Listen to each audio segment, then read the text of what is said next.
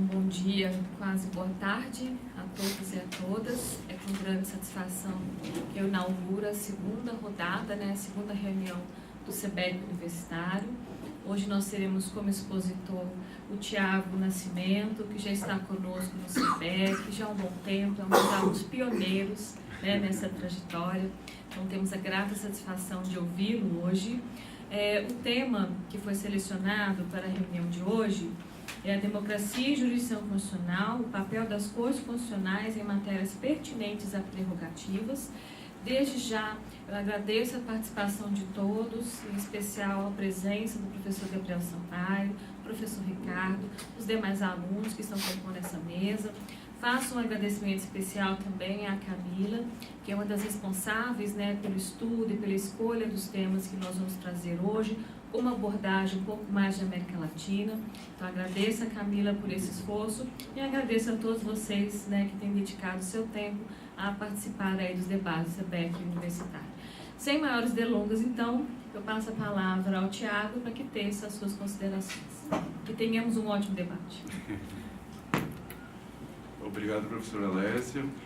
Bom dia a todos e a todas, bom dia aos professores, à plateia que está aqui presente.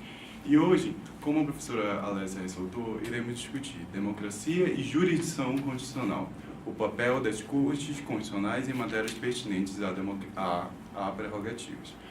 Essa temática envolve três aspectos: democracia, atuação da jurisdição constitucional e prerrogativas, que estão interrelacionados. Para análise de tais matérias, importa ressaltar os contornos substanciais e práticos das democracias, eles relacionados com os ideais republicanos, como também a atuação das cortes constitucionais, que auxilia no amadurecimento democrático, preservando valores dessa natureza, ou seja, valores democráticos. Desse modo, o foro por prerrogativa de função é analisado à luz dos ideais republicanos e democráticos e como ele se deu na América Latina e, em especial, no Brasil. Ainda ressalta-se o posicionamento atual do Supremo Tribunal Federal, o STF, acerca dessa matéria, bem como a reação do Congresso Nacional ao julgamento do STF, que eu achei bem interessante. Inicialmente, cabe destacar sobre o conceito de democracia. Sob a perspectiva clássica, democracia nada mais é que o regime democrático no qual os governantes são eleitos pelos governados em eleições livres e honestas. Nada mais é do que o modelo de democracia representativa. Contudo, tal conceituação ela não é eficaz hoje em dia para responder os problemas contemporâneos que a nossa democracia vem passando. Com isso, traz-se o conceito de democracia representativa, onde a sociedade civil participa ativamente da vida pública. Nesse sentido, o conceito se aproxima do princípio republicano, em que todos têm iguais direitos e deveres na República. E, além de haver alternância de poder no governo e exigir da autoridade estatal boa governança na gestão da coisa pública. Assim, inspirada no ideal republicano, a Constituição Federal de 1888, em seu artigo 1º, previu tal princípio, o princípio republicano, além de assegurar outros dispositivos que estão intimamente ligados a eles, tais como o direito à igualdade, a legitimidade de todo o cidadão de propor a ação popular, o princípio da moralidade, publicidade e impessoalidade da administração pública, dentre outros. Dessa forma, a República ela é conceituada por Daniel Sarmento da seguinte forma: a República é concebida como forma de governo em oposição à monarquia. Nessa compreensão, o princípio trata da organização do Estado. Nada obstante, ele não se esgota nisso, sendo também fontes de direitos e deveres para os cidadãos e autoridades. Não bastasse, o princípio republicano apresenta forte dimensão aspiracional. Ele desenha um horizonte de sentido a ser perseguido pelo Estado e pela sociedade brasileira.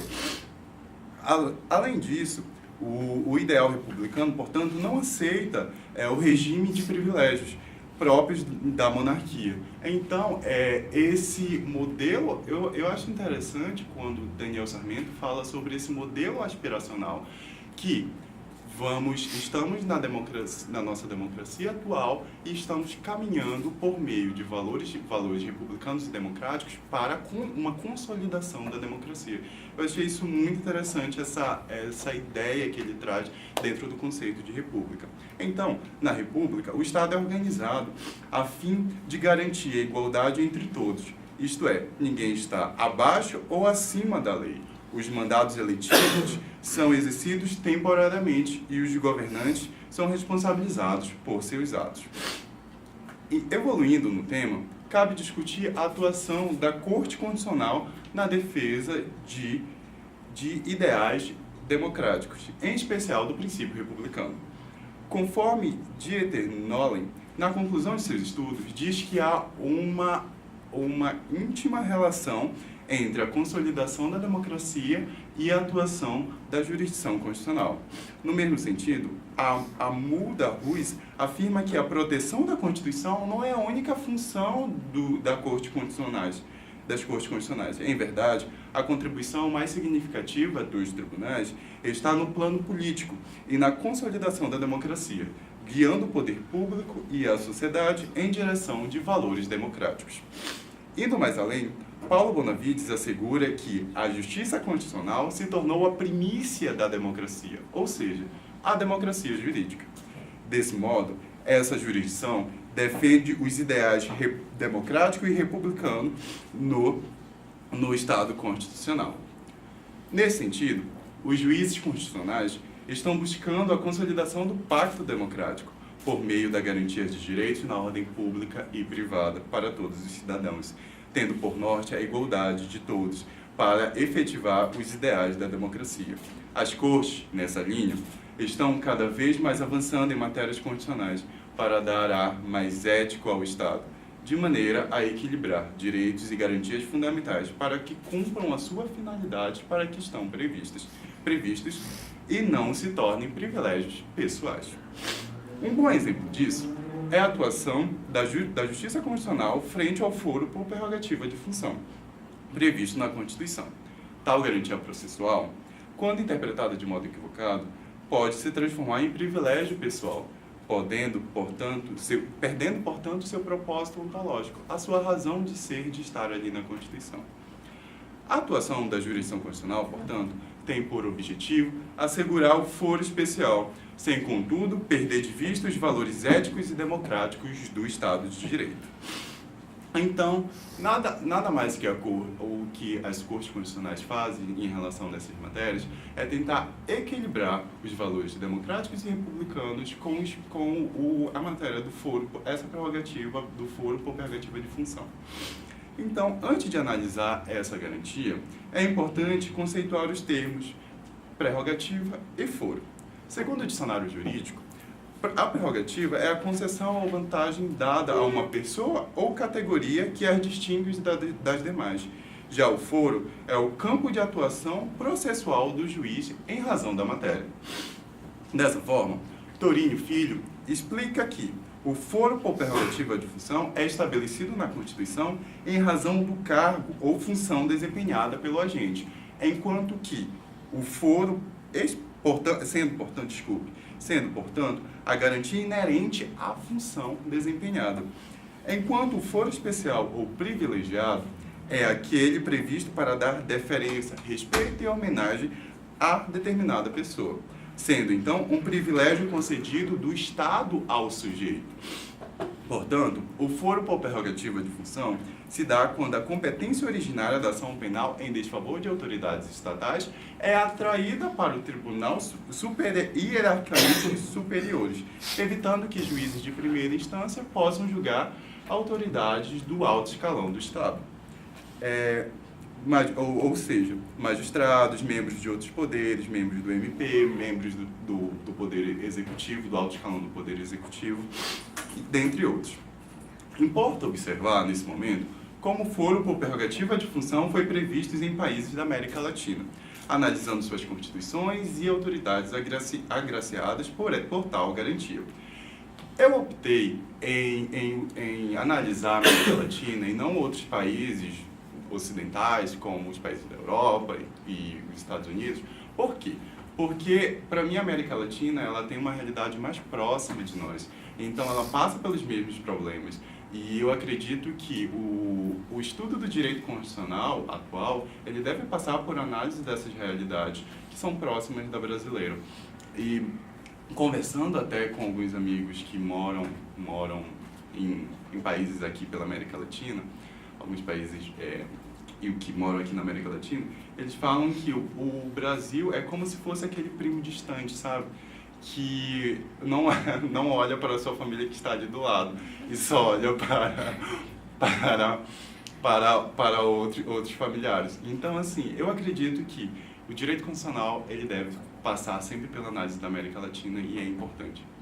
Então, diante disso, pesquisou-se a matéria nas constituições da Argentina, da Venezuela, Colômbia e Chile, a fim de compreender como se dava o foro por prerrogativa nesses países, além de observar as semelhanças e diferenças com a nossa realidade brasileira. Desse modo, o primeiro país a ser analisado será a Argentina.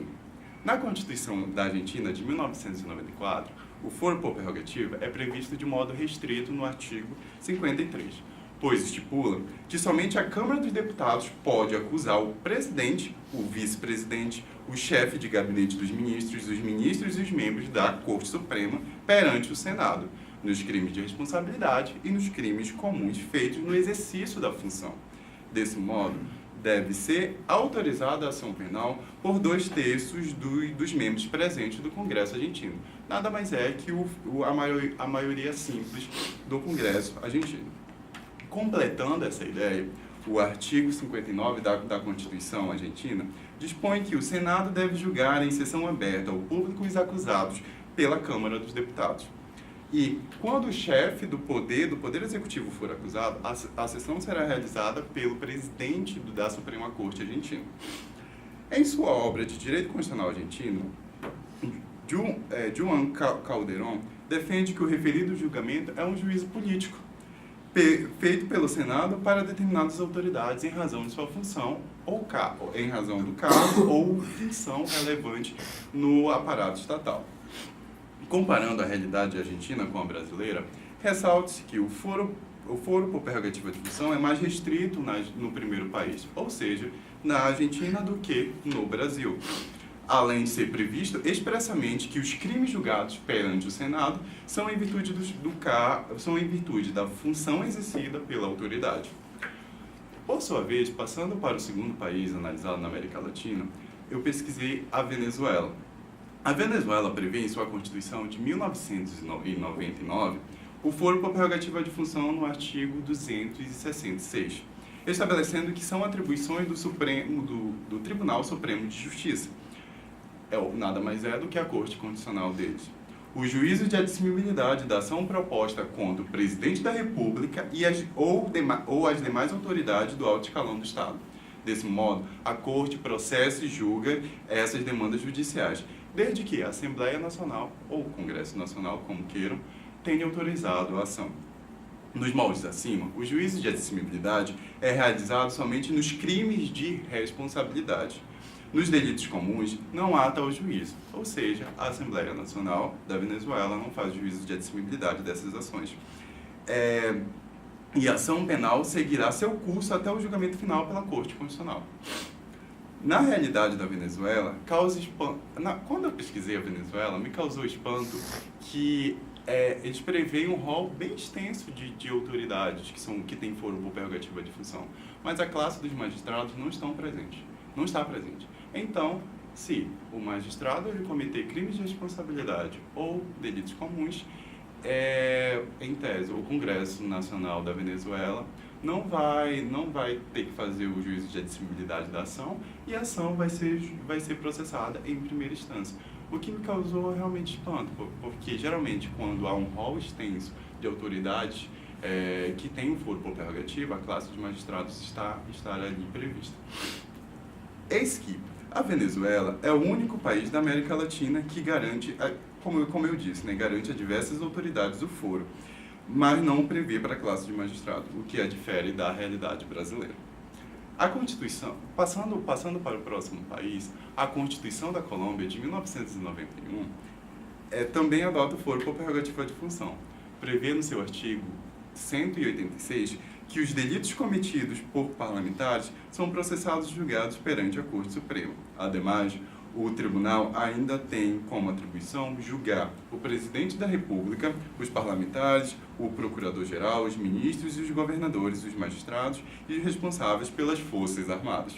Dessa forma, a atribuição dada ao Tribunal Constitucional é ampla, uma vez que qualquer delito praticado pelas autoridades prevista no rol constitucional da Constituição da Colômbia será julgado pela Corte, mesmo que não tenha relação direta ou indireta com a função desempenhada. Em virtude do rol de autoridades julgadas pela Corte da Colômbia, defende-se que o país está próximo da realidade brasileira a respeito da matéria na América Latina, porque, assim como nós, eles prevêem um extenso rol de autoridades. Por fim, pode-se dizer que o Chile é o ponto fora da curva em relação à questão analisada. Eu, particularmente, sempre puxo a sardinha para o Chile, né, professora? Professora Lésia. Professora Lésia também sabe disso. Porque nos meus estudos com o Chile, eu tenho visto como o Chile é um país na América Latina que deu certo. Em termos, deu certo. Então, assim, em termos. Claro que tem também seus problemas e tudo mais, mas, assim, a legislação do Chile, ela é legal, ela é gostosa de ser estudada. Os próprios julgamentos da Corte do Chile, da Corte Suprema do Chile, são bem interessantes de ser vistos. Mas, enfim, voltando à questão do foro por prerrogativa de função, no artigo 52 da Constituição chilena de 1980, prevê que as ações penais em face de autoridades importantes, nos crimes cometidos no exercício de suas funções, o juízo de admissibilidade desses crimes será feito pela Câmara dos Deputados e pelo Senado conjuntamente, ou seja, em sessão conjunta. Após tal julgamento, o processo será encaminhado ao juiz da primeira instância, para processar e julgar o delito nos termos do artigo 53 da Constituição chilena.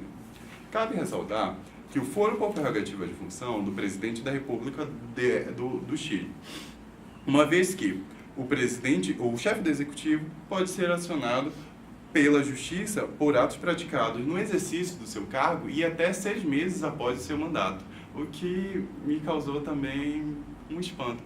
Porque, assim, caso ele tenha terminado o mandato, mesmo após 6 meses, ele pode ser acionado por atos praticados, ainda em razão de influências políticas que ele detém e dentre outros. Nesse sentido, é interessante como o presidente pode sofrer consequências por esses atos, mesmo depois de ter saído do cargo, tendo previsto a Constituição um prazo de 6 meses. O ponto que mais chama a atenção, na realidade do Chile, é que não há julgamento dos crimes de responsabilidades ou crimes comuns pela cúpula do Poder Judiciário. Uma vez admitida a ação, uma vez acusado pela Câmara de Deputados e o Senado chileno, ele fala que aquele réu é culpado, o processo ele será encaminhado para a primeira instância e lá o juiz vai processar e julgar aquele processo nos termos da legislação processual do Chile, o que eu achei bem interessante e compatível, né, com o princípio republicano, com os valores democráticos e tudo mais. Assim, eu trago um ponto que eu vi como 2 extremos. Dois países que eu vi como 2 extremos, o Chile e a Colômbia. O Chile e a Colômbia são 2 extremos na América Latina. Enquanto o primeiro, o Chile, é o país que prevê o rol com poucas autoridades, com foro, e ainda o restringe à função desempenhada, o segundo, a Colômbia, buscou contemplar diversas autoridades com foro especial, sem, contudo, restringir esse foro à função desempenhada. Então, é bem interessante ver países com realidades tão próximas, né, professora Alessia, e com mecanismos processuais tão diferentes e distintos. Então, eu achei isso bem interessante. São dois extremos, realmente, nessa matéria. Vindo para a realidade brasileira, o foro por prerrogativa de função ele é estabelecido nos artigos 102, nos artigos 102, inciso 1, primeiro, a linha B e C, e o artigo 105, inciso 1, a linha A da Constituição Federal de 88. Diversas autoridades são contempladas no Brasil pela garantia de serem julgados nos crimes de responsabilidades incomuns pelo Supremo Tribunal Federal, STF, e pelo STJ, e os demais tribunais, a depender da matéria e tudo mais, e do nível de hierarquia que essa autoridade esteja. Analisando apenas o texto constitucional, percebe que o foro não guarda relação com a função exercida ou cargo ocupado pela autoridade estatal. Ademais, a Carta Magna autoriza no artigo 125, caput, parágrafo 1º, que as constituições estaduais elas possam prever foro por prerrogativa de função, desde que respeite o princípio da simetria. O que é esse princípio da simetria? O que seria esse princípio? É quando a autoridade que receber tal garantia pela Constituição Estadual deve ser equivalente à autoridade federal que tenha foro por prerrogativa de função. Ou seja, um deputado federal, uma autoridade federal, a autoridade estatal, ela tem que ser equivalente à autoridade federal. Não me vem agora um exemplo à mente, mas é essa basicamente a ideia do princípio da simetria. Então, as constituições estaduais, elas podem prever foro se respeitar esse princípio da simetria. Cabe destacar a pesquisa quantitativa feita por João Trindade Cavalcante Filho e Federico Reite Limas, no artigo de título Foro, Prerrogativas e Privilégios. Quais e quantas autoridades detêm o foro por prerrogativa no Brasil? Os autores levantaram quantas autoridades federais têm foro por prerrogativa na Constituição Federal, chegando ao espantoso número de 38.431 agentes públicos que gozam da garantia.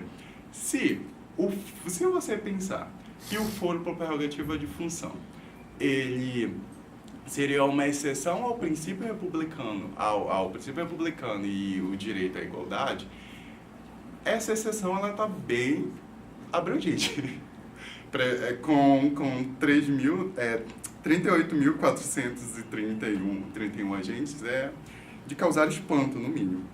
Ao analisar as constituições estaduais e a lei orgânica do Distrito Federal, foram identificadas 16.559 autoridades com foro por prerrogativa de função. Na conclusão de seus estudos, os pesquisadores verificaram que, ao total, 54.990 agentes públicos gozam da garantia do foro,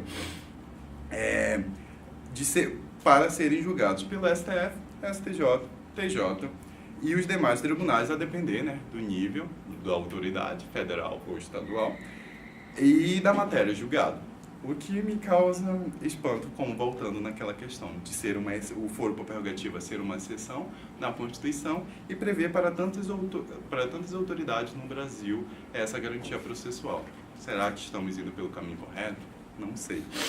Diante desse cenário, o ministro Roberto Barroso, do Supremo Tribunal Federal, suscitou uma questão de ordem na ação penal, suscitou duas questões de ordem na ação penal 937.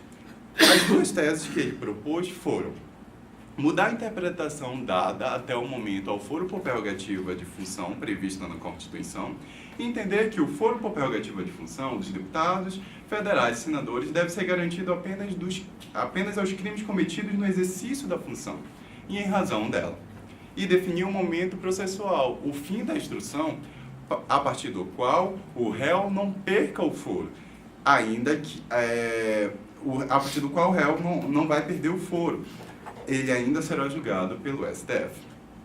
O ministro considerou diversas razões. Elas são que o foro por prerrogativa de função tem até sua razão de ser, uma vez que busca assegurar o livre exercício de certas funções públicas e evita julgamentos políticos partidários de altas autoridades estatais que poderiam ocorrer em tese quando essas altas autoridades estatais fossem julgados em primeira instância. No entanto, o Instituto perdeu sua finalidade ideológica, pois estendê-lo aos crimes cometidos antes da investidura no cargo e aos que, após a investidura sejam estranhos ao exercício de suas funções, desvirtua a garantia. Além do mais, o foro por prerrogativa de função representa uma exceção ao princípio republicano e de igualdade, devendo, portanto, ser interpretado restritivamente. Ainda propôs a redução teleológica, ou seja, em razão da finalidade do foro por prerrogativa de função na Constituição, a fim de compatibilizá-lo com sua finalidade. Embora o STF interpretasse até o momento o foro por prerrogativa de função de modo literal, ou seja, no sentido de que a previsão constitucional abrangeria todos os crimes de responsabilidades e comuns, seria possível interpretá-lo para que seja somente julgado pela Suprema Corte os referidos delitos que tivessem relação com o cargo ou com a função desempenhada. Assim, o STF concluiu quanto à primeira proposta, ou seja, a restrição da interpretação do foro. O foro por prerrogativa de função aplica-se apenas aos casos cometidos durante o exercício da função e relacionados a ela. Em relação ao momento processual, que é a segunda tese levantada pelo ministro, o Supremo Tribunal Federal decidiu escolher o fim da instrução probatória para fixar a competência definitiva da Corte.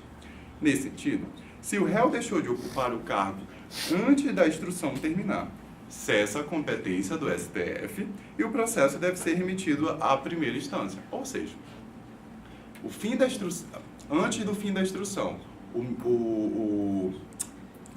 a autoridade perdeu o foro por prerrogativa de função, cessou a competência do STF, vai para a primeira instância, vai ser julgado, vai ser tramitado lá. Se o réu deixou de ocupar o cargo depois de a instrução encerrar, o STF permanece sendo competente para julgar a ação penal. E assim, uma das questões que foi levantada no julgamento é quando a gente considera que é o fim da instrução penal. Quem já estudou o processo sabe que os momentos processuais. Então, quando seria esse para ficar ou não a competência no STF? O fim da instrução vai se dar com a publicação do despacho de intimação para a apresentação de alegações finais. Então, era esse o ponto. Então, como é que a Suprema Corte Constitucional daqui do Brasil concluiu a segunda proposta? Concluiu assim: após o final da instrução processual, com a publicação do despacho de intimação para a apresentação de alegações finais, a competência para processar e julgar ações penais não será mais afetada em razão de o agente público vir a ocupar outro cargo ou deixar do que ocupava, qualquer que seja o motivo. Em resposta ao julgamento, o Congresso Nacional ele elabora uma PEC, a PEC 10 de 2013. Eu acho isso bem interessante, porque quando você... É bem essa ideia, quando o Congresso Nacional ele não entra muito em matérias polêmicas, porque ele espera que o STF resolva. Quando o STF ele mexe nessas garantias e tudo mais dos parlamentares, ele se movimentou. Eu achei isso bem interessante, porque o STF julgou de uma forma e ele se movimentou e já fez uma PEC, uma emenda, tentou fazer um projeto de emenda à Constituição, trazendo a matéria de uma outra forma, como eu vou explicar aqui agora. Essa PEC, ela dispõe que somente sobre a extinção do foro por prerrogativa de função nos crimes comuns. Interessante que a proposta legislativa não contempla os crimes de responsabilidade. Ou seja, com alteração, os delitos dessa natureza, dos crimes de responsabilidade, serão mantidos como estão. Portanto, haveria extinção parcial do foro, o que pode ser visto como uma estratégia política. Na disposição da PEC, diz assim, a extinção total do foro. Eu concluí que não, que na verdade seria uma extinção parcial. Mas isso foi uma conclusão minha. Diante de todo exposto, é possível dizer que vivemos em uma democracia aristocrática. Uso essa metáfora apenas para apresentar a ideia do estado de privilégio, pois, embora o país viva o regime democrático, a estrutura de privilégios ainda persiste aqui e é possível ser vista por todos. A Constituição de 88 foi a esperança de conquistar o sonhado regime democrático, prevendo direitos individuais e sociais, mecanismos jurisdicionais de participação direta e indireta da população. Um arcabouço democrático digno de inveja. Contudo, o ordenamento jurídico constitucional e infraconstitucional ainda precisa caminhar em direção da democracia. Portanto, o foro por prerrogativa de função é um dos exemplos de estado de privilégios encontrados no ordenamento jurídico pátrio. E isso é uma opinião minha pessoal, que nos impede de seguirem em frente na missão da consolidação da democracia brasileira. Frente a isso, eu trago alguns questionamentos para a mesa, frente a toda essa exposição, eu trago alguns questionamentos à mesa, para que a gente possa pensar melhor sobre essa matéria do foro por prerrogativa de função na nossa realidade brasileira. A minha primeira indagação é: o foro por prerrogativa de função viola o princípio republicano de igualdade previsto na Constituição de 88? Se não viola, é uma exceção, deve ser restringido, como foi feito pela STF. As autoridades estatais necessitam de foro em tribunais hierarquicamente superiores para proteger a função desempenhada por elas em uma democracia? É realmente necessário que funções sejam protegidas por foro em uma democracia? Não sei. O Supremo Tribunal Federal acertou ou errou a restringir a interpretação do foro por prerrogativa na Ação Penal 937. A restrição do foro deve ser parcial, como feita pelo Congresso, ou total, como feita... Extinção deve ser parcial, como feita pelo Congresso, ou total na democracia brasileira. E essa foi a minha exposição. Obrigado. Bom, não é de praxe, vou ter que falar.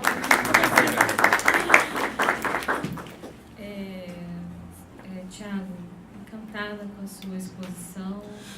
Como sempre, os alunos que ocupam esse assento, espero bastante da exposição. E quando você falava, só vou fazer uma pequena ressalva, eu lembrei de toda a sua trajetória acadêmica. Eu acompanho o Tiago há um bom tempo aqui no seu.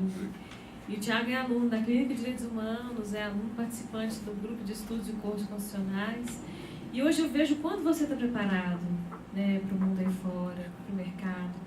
Quanto que você está nos encantando, com todo o conteúdo que você tem aprendido e hoje passando adiante. Eu fico encantada e como professora eu fico com orgulho assim lá nas alturas, então eu te agradeço pela exposição. De pronto eu passo a palavra à professora Leisa, logo após a Camila, que foram as professoras responsáveis pela temática e pela escolha dos textos, para que tecem algumas considerações e logo em seguida eu já abro o debate. Não acreditem, ela está mentindo, gente. Bom, boa tarde a todos. A Alessia não está mentindo, isso é fato. Quem trabalha com o Tiago tem essa oportunidade de ter uma troca, porque eu acho que nosso papel aqui de professor não é ensinar, na verdade a gente mais recebe do que passa. Então essa troca ela é constante, quando a gente pega alunos como o Tiago, realmente a gente vê que vale a pena continuar na academia. Bom, a questão e já parabenizando o Tiago por sua exposição, quando a gente fez a escolha dos textos, obviamente um dos textos que nós escolhemos foi o do Sarmento, primeiro porque foi o nosso expositor aqui no SEBEC, e segundo porque, obviamente, a discussão a respeito da República, ela está muito ligada a essa questão da prerrogativa, do que se entende por prerrogativa, qual a diferenciação entre prerrogativas e privilégios. E eu acho que o Tiago foi muito feliz em fazer essa interlocução. Ele diz o tempo todo, na sua exposição, que o foro por prerrogativa de função deveria ser uma exceção ao princípio republicano. E a gente percebeu, por outro lado, no contexto que ele apresenta da América Latina, que a nossa Constituição foi bastante generosa, num rol que ela contempla ali quanto aqueles que detêm o foro por prerrogativa de função. E aí, por isso, eu queria primeiro fazer alguns apontamentos. Primeiro, dizendo que, apesar da gente ter escolhido no plebiscito de 93 a forma de governo republicana, não uma monarquia, como afirma Sarmento, a gente ainda precisa entender ou vivenciar uma república com R maiúsculo. Ainda nos falta compreender o que é república, né? E aí, nesse sentido, eu acho que de que república que estamos falando? O que representa esse conceito de república, acima de tudo? Se resume a uma mera forma de governo ou remete a valores, né? Que eu acho que esses valores, sim, os valores republicanos teriam repercussões práticas na vida cotidiana, tanto dos governantes quanto de nós, cidadãos. E aí, se a gente entender que a república remeteria a esses valores republicanos que precisam ser culturalmente assimilados por um povo, eu pergunto, eu acho que seria pertinente questionar aqui alguns pontos. O primeiro deles nós temos uma cultura republicana no país, e aí uma cultura republicana que seja capaz de fazer valer essa distinção entre privilégios e prerrogativas. Eu acho que esse é um primeiro ponto que eu coloco aqui para discussão. E o segundo ponto, se o Constituinte foi tão generoso no reconhecimento de prerrogativas, especialmente no tocante, né, ao foro por prerrogativa de função, qual seria o papel das cortes constitucionais nesse descortinar de privilégios esculpido na nossa ordem jurídica, né? E mais um terceiro ponto aqui para a mesa, para a discussão. Primeiro, como poderíamos estabelecer, então, a partir desses dois questionamentos, né, uma distinção clara, uma diferenciação clara entre privilégios e prerrogativas, sem que isso remeta a um republicanismo seletivo, utilizando aqui o termo adotado por Sarmento, considerando o contexto sociocultural brasileiro. Então, acho que esses três questionamentos que eu coloco aqui para a mesa é para apenas complementar, porque eu acho que o Thiago já trouxe boas questões aí para o debate. Enfim, vamos deixar agora aos protagonistas a fala.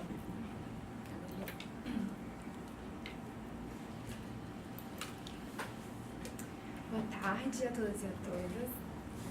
É uma alegria mais uma vez estar aqui. Eu quero parabenizar mais uma vez o Thiago, falar que é uma alegria conviver num ambiente muito tão rico com pessoas como você, assim, que acho que quando a gente chega aqui é tão bom e tão enriquecedor que a gente chega, eu saio daqui até mais inspirado, eu acho que essa é a palavra. Eu queria te parabenizar. Obrigado. E eu falar que é uma alegria conviver com você aqui nesse ambiente. E passado isso, quando você foi falando, vários pontos me vieram à cabeça e principalmente essa questão exatamente eu vou levantar, acho que por todos aqui que já falaram sobre o princípio republicano e essa questão da prerrogativa do foro no caso do juiz. Será que isso é compatível? Na reunião de preparação, assim, sabe aquela coisa de eu escutar a conversa de corredor? Eu sempre achei que essa questão do foro prerrogativo fosse uma questão, principalmente na América Latina, por conta dos regimes igualitários que o Brasil viveu e que os vários países da América Latina, e por isso era consequência disso, uma herança. E eu me aprofundar e descobrir que isso é um engano. Eu descobri que isso é um grande engano. Você fala que a república, de acordo com o Sarmento, você citou, é a forma de governo em oposição à monarquia. E eu descobri que a origem do foro de prerrogativa de função no Brasil é exatamente do Império. 1824, aí eu até anotei aqui, na nossa Constituição de 1824, no artigo 99, estabelecia um privilégio absoluto para o imperador, cuja pessoa era inviolável e sagrada, usava essa palavra sagrada, não estando sujeito a responsabilidade alguma. E todas as constituições posteriores foram incorporando de formas diferentes, de forma a, às vezes, restringir mais, colocar a competência aos tribunais, mas sempre dessa forma.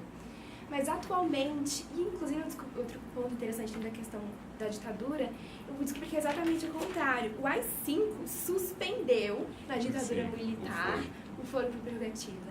Isso achou, eu não sabia, eu realmente só fui descobrir isso quando eu fui me aprofundar, e eu achei extremamente interessante.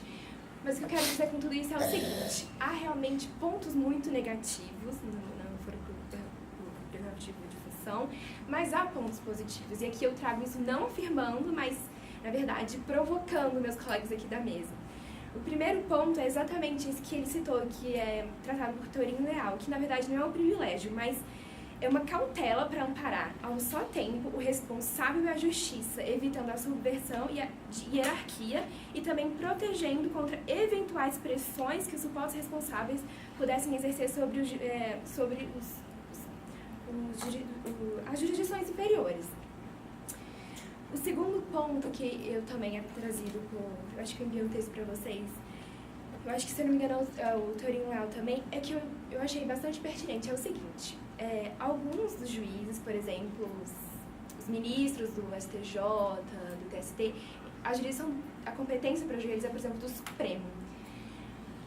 Qual é, mas se a intenção é causar imparcialidade, muitos dizem que é esse o intuito, qual seria o mais, digamos assim, mais fácil de influenciar? Um colegiado ou um juiz singular de primeiro grau? Na prática, será que influenciar, digamos assim, todo um grupo de pessoas, por exemplo, o STJ, que tem 33 ministros, eu não sei exatamente qual é qual é mais fácil de influenciar? Então, eu acho que eu achei esse argumento muito forte, eu fiquei pensando, será que essa prerrogativa ela não traz realmente uma imparcialidade, uma tentativa de imparcialidade ou não? Eu realmente não sei, isso é uma pergunta, como eu disse, eu não estou afirmando, eu quero mais provocar os meus colegas aqui. E o último ponto que eu quero trazer é sobre exatamente essa visão da América Latina. Você falou de que, eu achei muito engraçado, dessa visão dos primos distantes, né? Que não são os primos distantes, muita da gente fica muito distante da nossa realidade aqui da América Latina. E eu acho que aqui no grupo de pesquisa que é coordenado pela professora Leisa e a Patrícia Perrone, que o Thiago também participa, e a professora Leisa, eu acho que a gente tem a oportunidade de se aproximar dos nossos primos distantes. Nós viramos agora primos próximos, digamos assim. Verdade. E é incrível ver como realmente muitas realidades são muito próximas. Então, ele citou como é tratada essa prerrogativa em vários lugares da América Latina. E aí também nós conversamos durante a reunião de preparação alguns pontos específicos de algumas outras cortes que eu acho que os outros colegas também vão citar. E eu confesso que eu estou ansiosa para escutar as outras perspectivas, porque eu acho que isso enriquece muito a nossa perspectiva. E eu acredito que é isso. Então, provocações feitas. Quem é o primeiro a se manifestar? Acho que a gente tem um vasto tempo para debate, né? Matheus.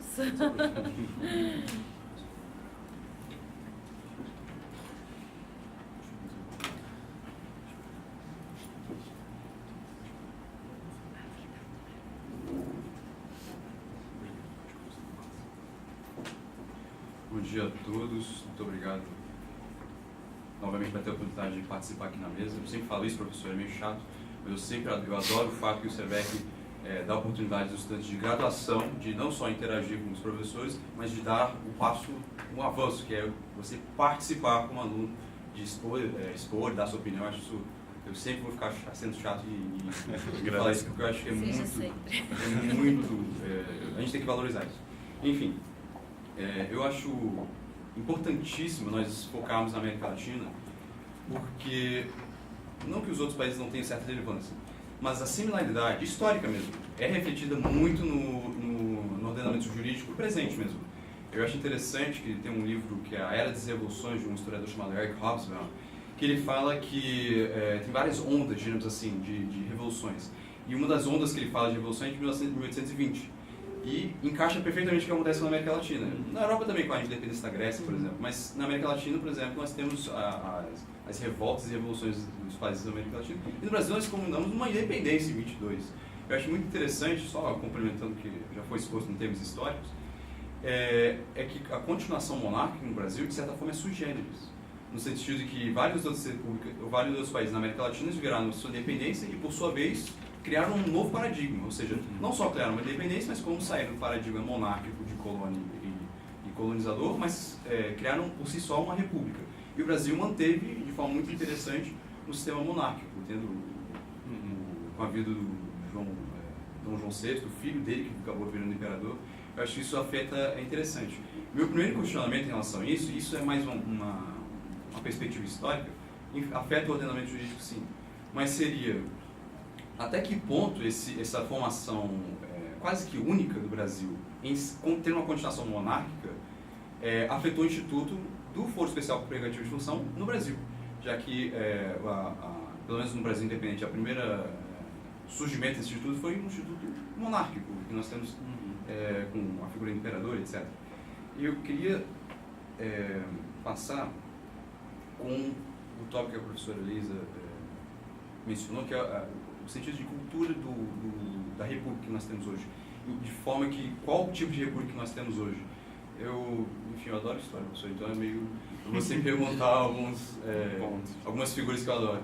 O Cícero, na obra De República, que a tradução talvez seja um pouco corrompida, mas ele fala, por meio de diálogos fictícios, de vários tipos de república. E ele conclui que o melhor tipo de república seria como se fosse um misto. Ou seja, você teria aspectos da aristocracia, de uma autocracia, digamos assim, e como se fosse da democracia. E nós vemos que esses institutos são presentes até hoje. Você vê a atualidade do discurso do Cícero. A democracia na república seria hoje a Câmara dos Deputados, a aristocracia, digamos assim, seria o Senado, não por um critério pecuniário, mas no sentido que eles são mais antigos, o mandato tem 8 anos ao invés de 4, são pessoas que têm geralmente mais experiência. E, por fim, a autocracia seria a figura do presidente, ou no primeiro-ministro, em certos países parlamentaristas. Eu acho muito interessante que esse tipo de análise do Cícero é atual até hoje.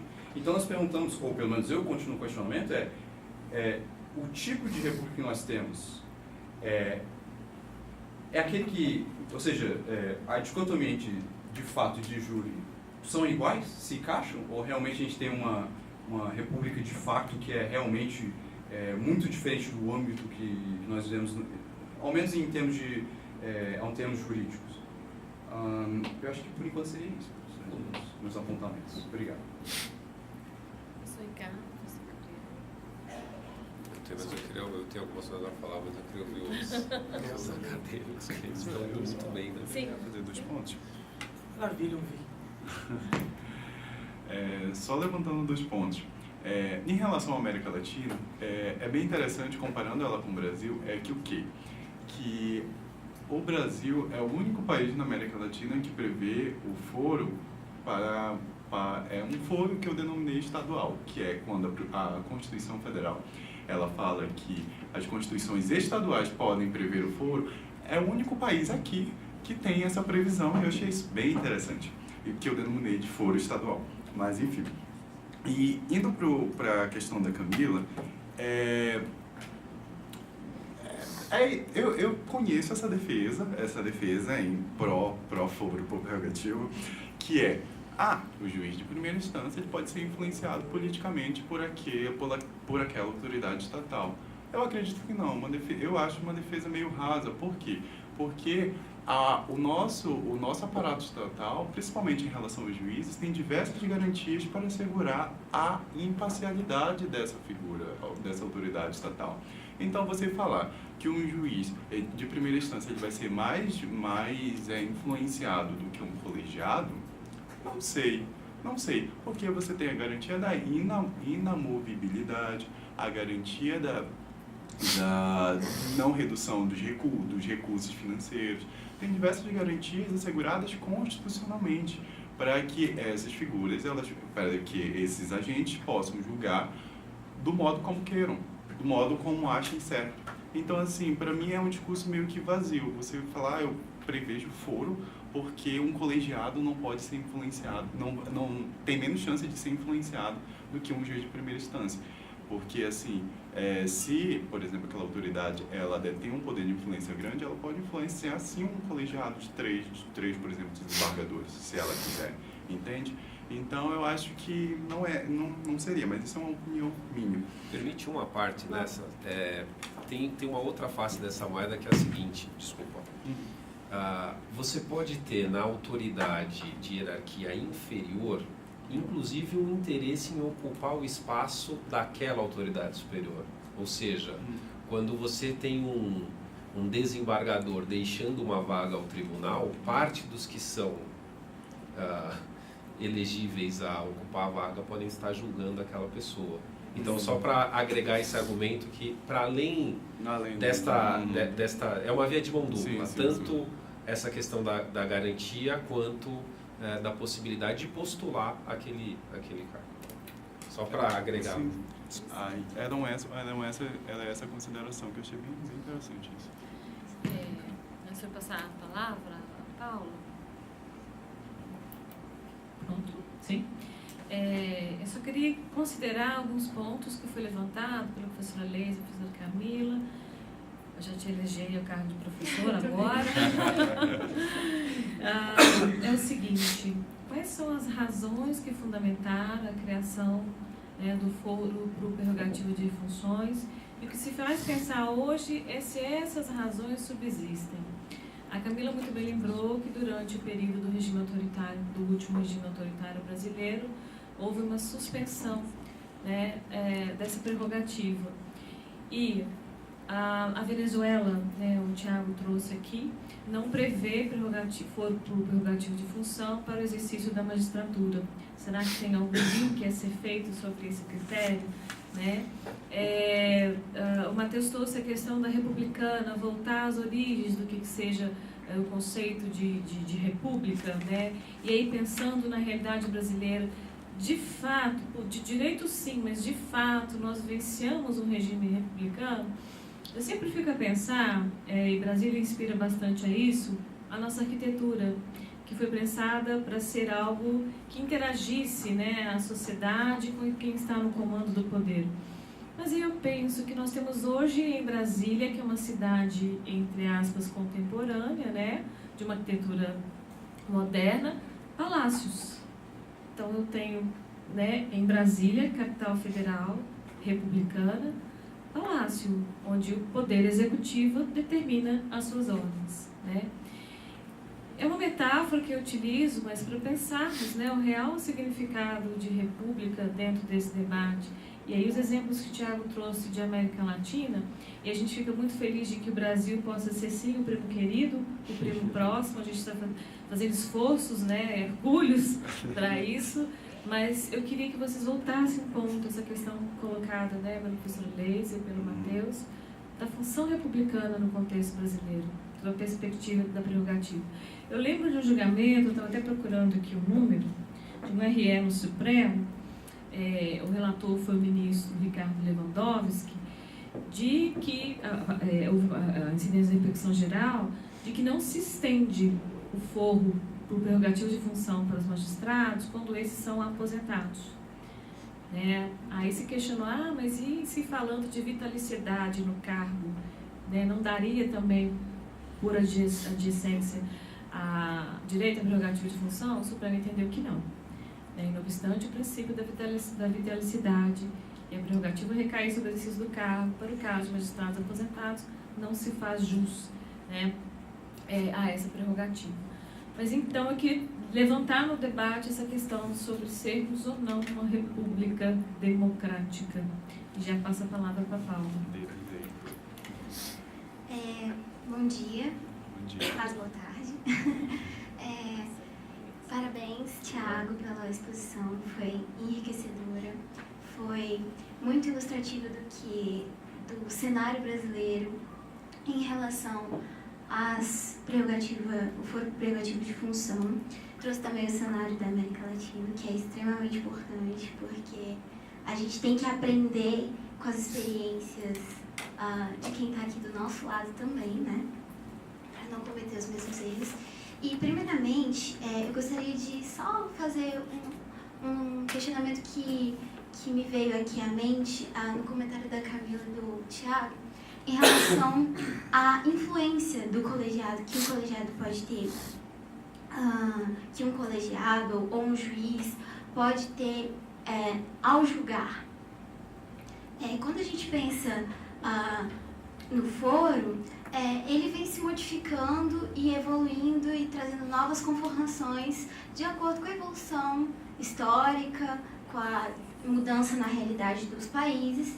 E o intuito seria que a gente imagina que o constituinte originário buscou era realmente proteger aquela função ou cargo para que ele possa,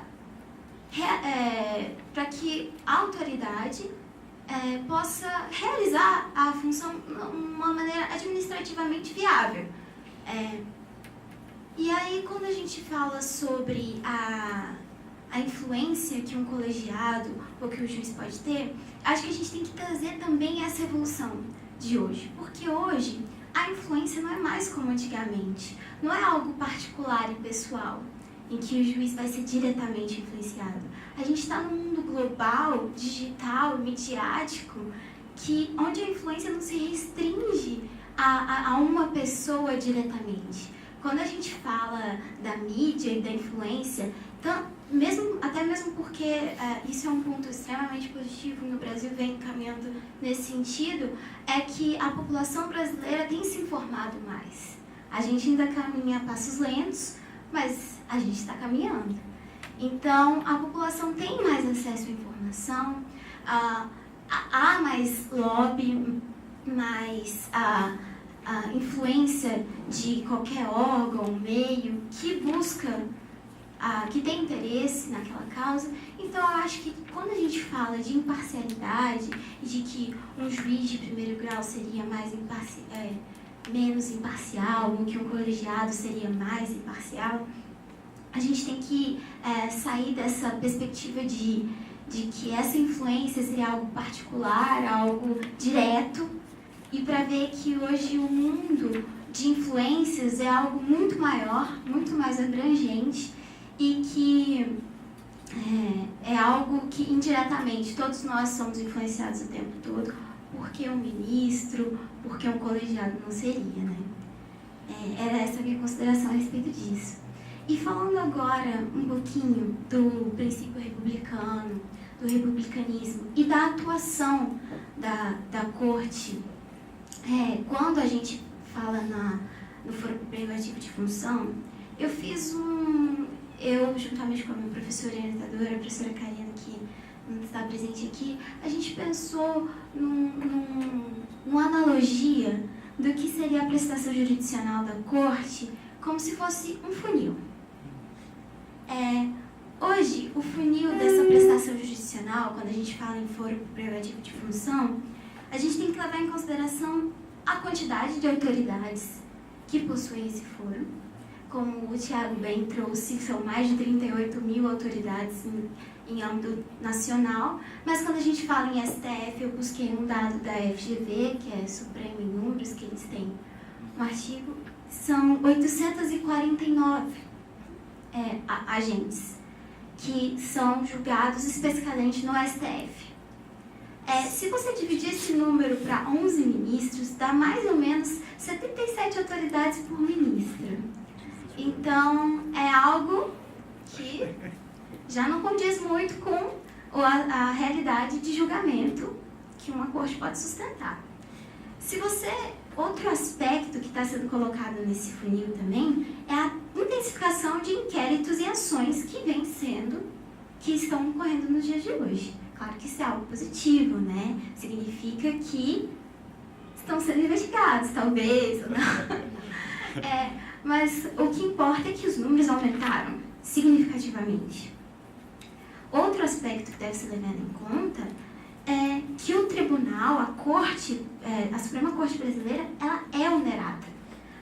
O STF detém muitas competências. A gente fala controle difuso, controle concentrado, ações cíveis e administrativas que a Corte tem que julgar todos os dias, que é algo rotineiro. Se a gente pensar nisso, a conta não fecha. Quando a gente se debruçou sobre a realidade da AP 470, que foi o mensalão, o tribunal teve que reservar 69 sessões para o julgamento. Foi quase um ano em que o tribunal se dedicou exclusivamente para aquilo. Foi algo positivo no sentido de que tirou o estigma de leniência e morosidade que o foro prerrogativo de função tinha. Eu acredito que a AP 470 foi um novo paradigma, enquanto a gente pôde ver uma mudança na realidade quando a gente fala do foro. Mas isso teve um custo alto, porque o tribunal teve que se dedicar exclusivamente ao julgamento dessa AP. Então, é algo assim estarrecedor. Hoje o STF conta com, esse foi um dado que eu observei no voto do ministro Barroso na questão de ordem 937, ele menciona que mais de 500, hoje tem mais de 500 processos contra agentes políticos tramitando no STF. Então, a corte está realmente onerada. E o prazo médio, um outro exemplo seria, por exemplo, o prazo médio do julgamento, do recebimento de uma denúncia, esse outro dado da FGV, numa primeira instância é de mais ou menos uma semana. No STF, esse tempo é de 581 dias. Então, é algo... O trânsito em julgado de um processo com prerrogativa de foro, a média é de 1.377 dias. Então, será que a gente está realmente cumprindo com o princípio republicano ao trazer uma prerrogativa de foro que vai demorar tanto e vai onerar tanto uma corte para trazer a prestação jurisdicional? E o outro aspecto que eu percebi também, que cabe nesse funil, que hoje há um novo paradigma também, era a questão, um aspecto que eu chamei, que a professora Karina até brincou, que é o elevador processual, né? Que são aqueles quando uma autoridade, ela deixa um cargo, ela assume um cargo para que ela seja contemplada pelo foro, para que ela deixe de ser. E deste modo o processo tem que sair de uma competência, ir para outra, e que traz mais morosidade ainda. A gente tem um exemplo não sei se eu anotei aqui.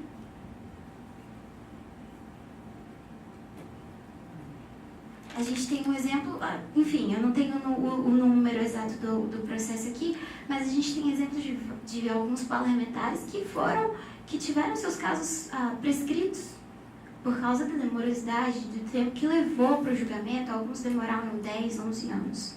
Então, quando a gente coloca tudo isso no nosso funil, o que a gente tem é uma prestação jurisdicional a conta-gotas, entendeu?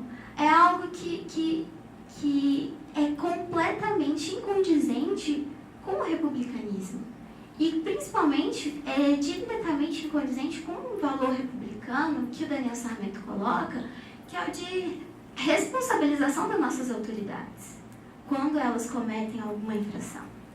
Entendeu? Eu acho que, em alguns aspectos, o Brasil vem caminhando bastante para uma mudança.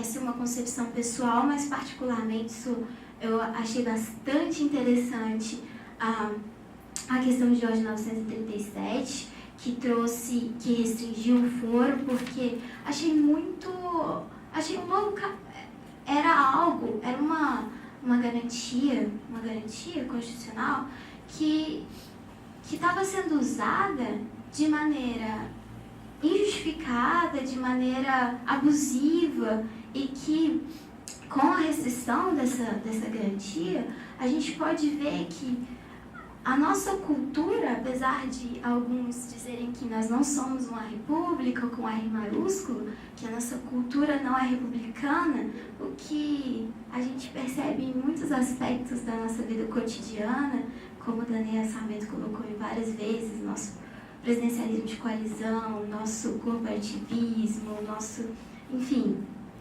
Apesar disso, a gente está caminhando sim para uma melhora. E, para finalizar, já vou terminar,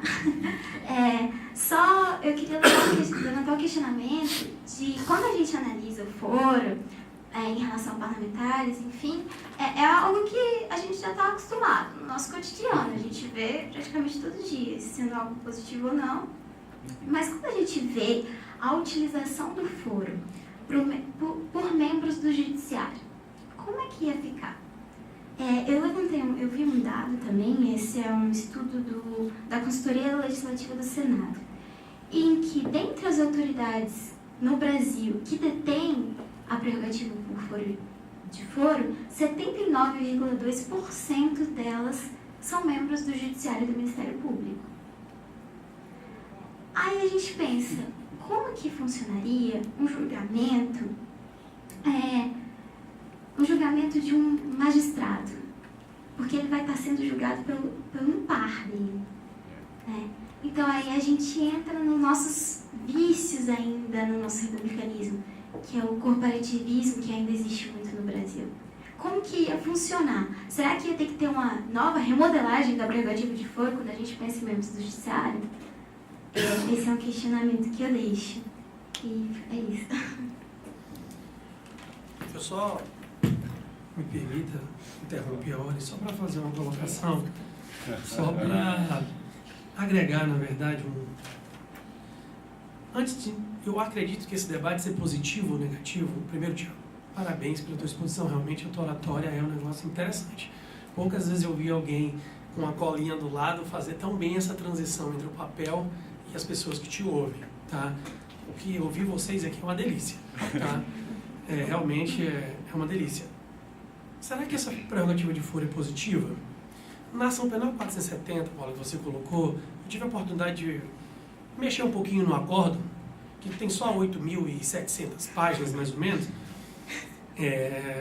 Em vários pontos foi questionado, e isso depois foi divulgado na mídia, isso virou um processo no âmbito internacional.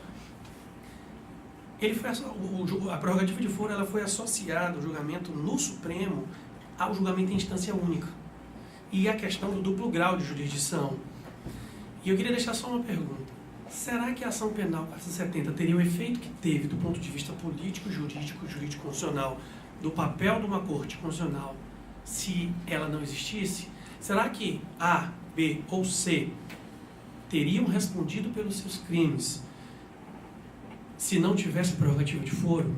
No caso, eu posso associá-la com o duplo grau de jurisdição, sem entrar na discussão que o duplo grau é constitucional, não, o princípio constitucional não. Será que no caso concreto, em que aquela autoridade que foi questionar a decisão do Brasil, a Corte Internacional, será que aquela autoridade teria tido um processo sentenciado contra ele, seguindo o trâmite normal? Então, nem sempre a prerrogativa de foro ela é vista como algo positivo. Gostam de brincar que muitas das vezes ela atrapalha, porque a morosidade do nosso judiciário é algo interessante e muitas das vezes favorece. Só para deixar o debate. Muito bom dia a todos.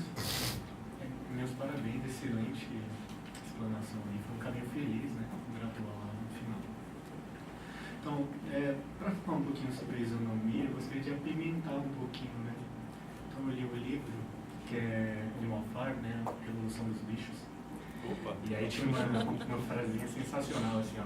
Todos os animais são iguais, mas alguns são mais iguais do que outros. Muito legal essa frase, Eu adoro essa frase. porque o livro ele sempre cutuca a gente assim devagarzinho sobre essas questões, né? Então, assim, que ponto, né? Onde está a isonomia mesmo? Onde que está? Onde é que a gente pode considerar que aquilo é isonomia, né? Quando eu comecei a pesquisar, eu confesso que eu já tinha levantado a minha tocha de contra o foro prerrogativo. No meio do caminho, eu já tinha levantado, legal, interessante. Então, já estou aqui dizendo de pronto que eu defendo a bandeira que é interessante sim, né? Tem um exemplo aqui no estudo que você citou, né, sobre foro prerrogativa de função, feito pela Câmara Legislativa, que fala assim, e se por mera intenção política, as pessoas começassem a processar juridicamente uma decisão de um ministro em vários foros, né, pelo país, né? Isso por si só já ia impossibilitar a prática do exercício daquele ministro, né? Já que ele teria que pelo menos comparecer às audiências, né? Então esse é um ponto interessante a se analisar. Que aí, nesse ponto, né, convém ponderar, né, se é necessário a concessão do foro prerrogativo para esse número extenso que nós temos, né, ou se o mais correto, caminhando assim, pelo princípio republicano, né, se fosse restringido. Né. A gente teve a oportunidade de pesquisar sobre vários países, né, o meu foi o Equador. No Equador é interessante, porque no Equador a lista é um pouquinho extensa, né, e diferente. Né. Então, lá eles têm foro prerrogativo até para os superintendentes de banco, né? Então, é diferente, né? Então, imagina, se o nosso está assim, imagina se Mas então, falando, né, um pouco sobre o gargalo, né, eu acho que é interessante analisar exatamente a intenção do foro, é justamente como eu disse, é preservar a função daquela pessoa que está exercendo, né? Não permitir que aquilo se desvaie com o tempo, né? Mas eu acho que pelo número tão grande de pessoas que a gente concedeu, a gente acabou que a gente afundou, né? O que a gente queria. Eu acho que a gente afundou. Entendo. E para não estender muito também, eu gostaria de levantar um questionamento, né, que até a gente estava conversando com a professora. Será que é possível modificar o foro, né? Já que poderia ser um núcleo duro ali, né? Poderia ser inclusive considerado uma causa pétrea, né? Será que a gente conseguiria modificar o foro, né? Esse é o questionamento que eu deixo. Muito obrigado.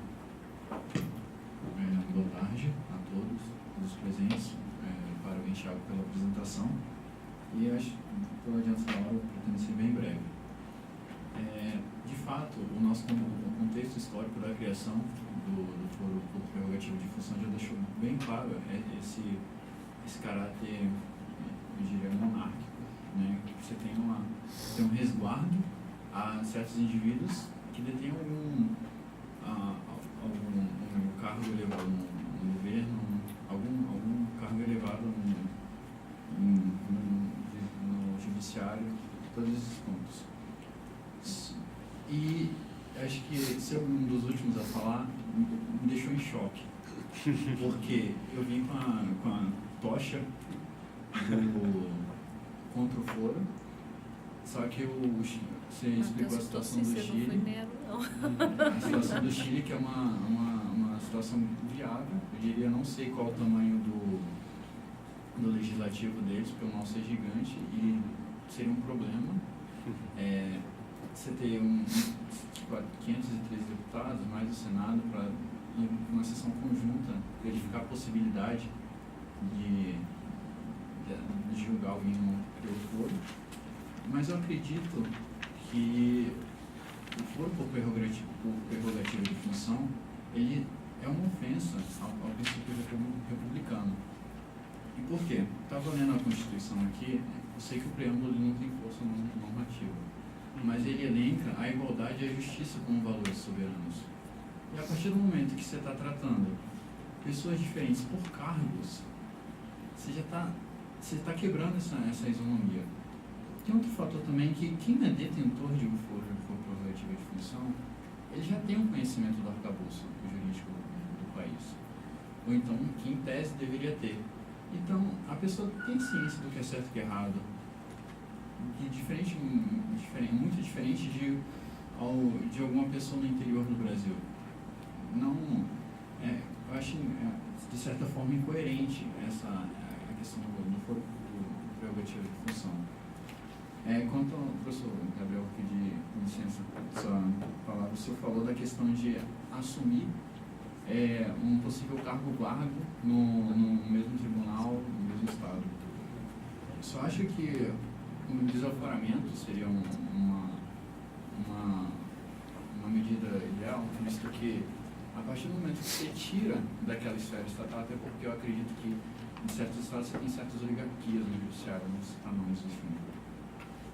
Você tem uma influência indireta. A partir do momento que você está tirando aquele julgamento daquela esfera, daquela localidade, daquela região, você, em tese, estaria inibindo uma certa influência, que poderia acarretar ou não no desfecho nesse caso. E acho que acho que é isso, gente. Obrigado. Sim, a réplica. Bom, eu queria só destacar uma coisa sobre aquele debate, porque eu achei muito interessante, assim, quando eu falo que aqui é muito rico, que nos faz, todo mundo aqui falou também sobre o tanto que a gente entra pensando que uma coisa acaba saindo de outra. Eu achei muito interessante a pluralidade de visões aqui que foram apresentadas. porque eu acho que o Thiago conseguiu abordar de uma forma mais ampla para instigar a gente para o debate. A professora Lesa falou muito do princípio republicano. A Paula trouxe um aspecto institucional do Supremo. Ele falou muito do aspecto histórico. O Gabriel falou muito até do aspecto, talvez, literário, do direito comparado. E eu achei muito interessante também o que o professor Gabriel falou sobre o aspecto pragmático da prerrogativa de foro, e o professor Ricardo falou muito à luz do princípio do duplo grau de jurisdição. Então, eu acho que, assim, eu não sei em vocês, mas eu acho que eu saio desse debate aqui hoje, acho que o debate quando é bom é assim, nos faz continuar pensando. Você vai continuar pensando. Então aqui foi muito Continua rico. debatendo. Você falou assim, debatendo. preciso ler mais sobre isso. Preciso ler sobre, preciso parar pra pensar um pouco. Então acho que isso demonstra, assim, a riqueza de que foi esse debate, eu falo assim, bastante alegria disso. Então, aproveitando para dar meus parabéns também ao Thiago, cumprimentar a todas e a todos da mesa e da plateia e reforçar alguns pontos. Eu acho que o debate foi muito, de fato, muito enriquecedor e mexeu com questões que nos tocam muito. Até a Jordana, com quem eu preparei também a presença aqui, infelizmente não pôde estar, mas a gente também fez discussões bastante interessantes sobre o tema, e uma delas diz respeito justamente ao que o Henrique colocou há pouco. Que você pode ter no sistema medidas processuais que podem evitar algumas das questões que estão sendo tratadas por meio do foro por prerrogativa de função. Mas eu faço uma digressão até anterior. Quando nós valoramos que o foro por prerrogativa de função, ela traz em si um privilégio, ela de forma implícita coloca também um juízo de valor sobre a prestação jurisdicional. Ou seja, por que é um privilégio? É um privilégio, muito provavelmente, porque nós estamos discutindo a eficiência ou a ineficiência do sistema de justiça. E creio que poucas luzes são colocadas no discurso da eficiência do sistema de justiça. O quanto que a sociedade tem debatido essa eficiência, não é? Então, muitas vezes, se nós fazemos essa valoração, significa o quê? De um lado tem a plena e a ampla capacidade de dar solução ao caso, e de outro não. E se é incapaz de dar a solução, o que nós temos que discutir para que o sistema dê solução? E eu tenho convivido com uma grande inquietação em relação ao nosso sistema de justiça, né? Realmente, já há muitos anos que se discute a reforma do judiciário, tivemos uma emenda constitucional número 45, e quais foram os produtos e o quanto a sociedade está ou não colhendo bons frutos com este modelo que nós temos hoje de sistema de justiça. E isso leva para uma outra questão que está diretamente ligada a este tema, que é a questão da política como meio de resolver os problemas. E parte da discussão a respeito do foro por prerrogativa de função toca no debate da política no Brasil hoje. E justamente, e infelizmente, eu gosto sempre de talvez colocar uma posição que talvez seja um pouco pessimista, mas as coisas não vão bem neste terreno. As pessoas estão perdendo a capacidade de enxergar na política o espaço de solucionar os problemas. Nós vemos hoje a situação, inclusive, de atentado à vida de pessoas que fazem parte desse processo político. Isso não é um bom caminho. E a situação da criminalização da política acaba gerando a dificuldade em nós darmos um passo posterior. Porque há uma interface dessa discussão que é a discussão sobre as garantias institucionais. Então, na vala, ou naquela metáfora de se jogar o bebê junto com a água, nós estamos perdendo esta dimensão de qual é a real razão de se ter uma garantia institucional. Então, parte da discussão ela acaba sendo contaminada e aí não se discute mais a função da garantia institucional. Porque eu acho importante que na nossa sociedade nós tenhamos uma proteção institucional, inclusive as autoridades que devem comandar o processo de resolução política dos nossos problemas. E para fechar, numa leitura sobre o princípio republicano, princípio republicano no Brasil, que de uma origem histórica, é a origem histórica que não solucionou uma das principais crises do nascimento da nossa nacionalidade ou do nosso Estado, que foi a incapacidade de resolver o principal problema colocado para a República, que era superar a nossa herança escravocrata. Quer dizer, uma república que já se estruturou com esse histórico. E se colocarmos até hoje, nós estamos na república que hoje está reproduzindo as mesmas crises. Né? Nós temos hoje 63 mil pessoas mortas no país por ano, mais de 70% delas são jovens negros moradores da periferia do Brasil. A república que começou sem resolver esse problema convive novamente com esse problema. Os mesmos atores sociais que colocavam a crise da lavoura como preponderante a ser solucionada em relação à crise social gerada pelo passado escravocrata, hoje permanecem na direção da solução política dos problemas do nosso país. Então, isso é uma constatação que nós, na academia, precisamos olhar de forma crítica e também ajudar a oferecer as soluções. Que soluções para a eficiência do sistema de justiça nós queremos? Que soluções para as garantias institucionais nós queremos ou não precisamos das garantias institucionais, e a partir daí nós vamos talvez conviver com um processo de instabilidade que se perpetue, né? E qual é o modelo de Estado democrático de direito que nós vamos construir. Quero parabenizar e agradecer também a todas e todos vocês pelas contribuições nesse debate e encerro aqui a minha participação. Obrigado. Bom, em virtude do adiantado da hora, infelizmente vou ter que encerrar, né, o nosso debate. Mais uma vez, queria agradecer imensamente a exposição do Tiago, a participação de todos, professores e alunos, a participação da plateia, que até no momento de fome estamos juntos. Unidos pela fome. Unidos pela fome, a fome do conhecimento, que deve ser a maior delas.